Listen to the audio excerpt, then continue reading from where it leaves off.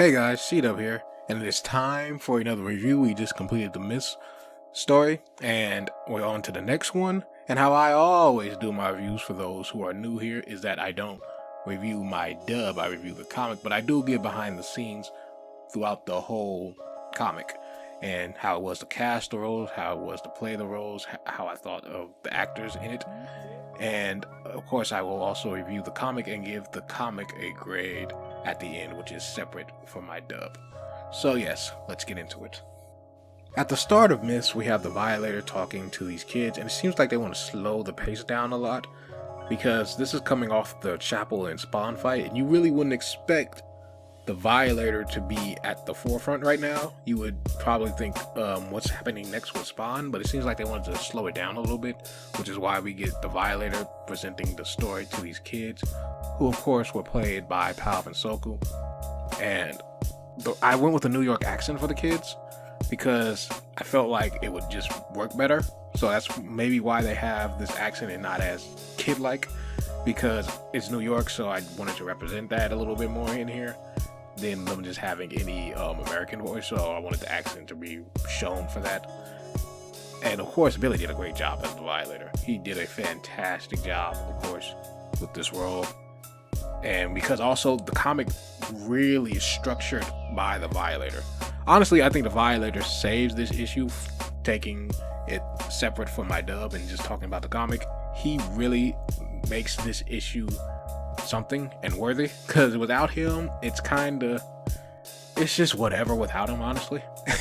But the way his lines are written, Billy hit that, and I just like the Violator's approach and how he's written throughout this whole thing, because you really, when you're reading it, you're going to feel like you're reading it from the Violator. It's not you reading it.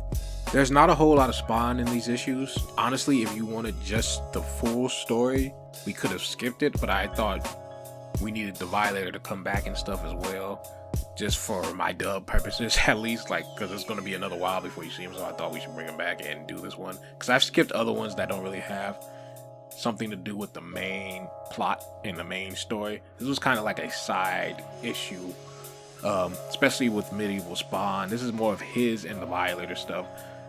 Spawn really doesn't have a big part in this, which was thankfully the case, because that last thing, I had so many fucking lines. I was glad that we only had a couple. So yeah, not a lot of Spawn here. They slowed that down a lot. It ramps up though in the next one, so he's gonna come back. But yeah, if you're just focused on the main story for any Spawn fan, you really kind of don't need this. You don't really have to read this issue, and you wouldn't miss much if you're just focused on the regular stuff. If you want to know everything about Spawn, of course, read it. But if you're just focused on what's going on, what's the main focus right now, this is not needed. Anyway, the first issue is setting up the fight between Spawn and Medieval Violator. That's pretty much this whole issue until the end, of course, when they fight.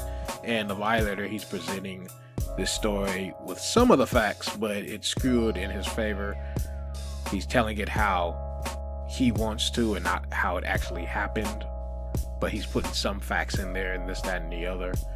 And that's the first issue, pretty much, is that they set up the fight, they fight a little bit, and then we go on to the second part. That's it really to the comic. There's not a whole lot of things you're missing from the main story and stuff like that. The second part of the story is just a fight. That's the whole thing about this issue, is a fight. That's all that really happens, is fighting. Even Spawn fights some random dude for a little bit. That's pretty much it. The one thing for the plot that does happen in the second issue is the threat to Terry. But other than that, that's really it. There's nothing about the plot in this. Like I said, it's focusing on a past story that has already happened. And yeah, that's pretty much it. Like, they're just fighting for the whole part of this. There's nothing else that goes on. I really like the art, though, that was done in this issue as well. Oh my god, speaking of art, next issue, the art, oh my god, the art for the next issue. It's kind of like you see other girls walking down the street, but then this one sexy girl just comes and you're like, oh my fucking god, it makes you turn your head. That's what the next art for this issue is going to be like. Oh, I wish I could animate it. It's fucking beautiful, this art for the next. And I'm not even like the art person where everybody has to have a comic and, you know, they focus on the art. Some people don't even focus on the story. They're just like, was the art good? Check it out if the art's good. Like, I'm not like that type. I need the story. The story is everything to me. The art, even if the art's shitty, I need the story. but some people they go in the opposite direction. But anyway, even for me, I was like, oh my god, this art is great. It's really fucking fantastic. Like I said, I wish I could animate it. Anyway, going back on topic, the comic ends with the Violator getting his head cut off in the past, and then of course they go to the present. He ends the talk with the kids just go away. And the Violator, he has his own miniseries thing going on. So if you really care about the Violator, this is definitely the issue for you, Myths.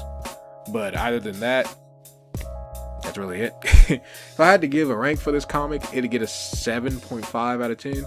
The 2 points are going to the Violator and how he was written in this, because he was written fantastically.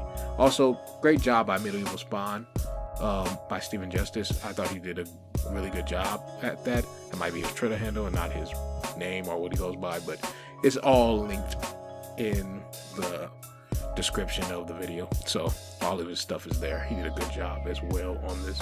And also the maiden, I also want to say she did a good job on this. Yeah, I really liked her voice for this as well. But yeah, 7.5 for this issue. 2 extra points really given for the Violator. Without him, it'd be like a 5 or 5.5. That'd be it.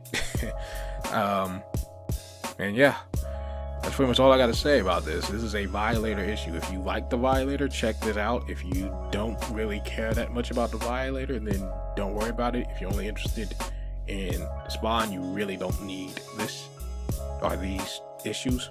So yeah, that's my review, and we're on to the next one, which is Reflections, I believe. So yeah, I'll see you on the next one, guys. See you about. Peace.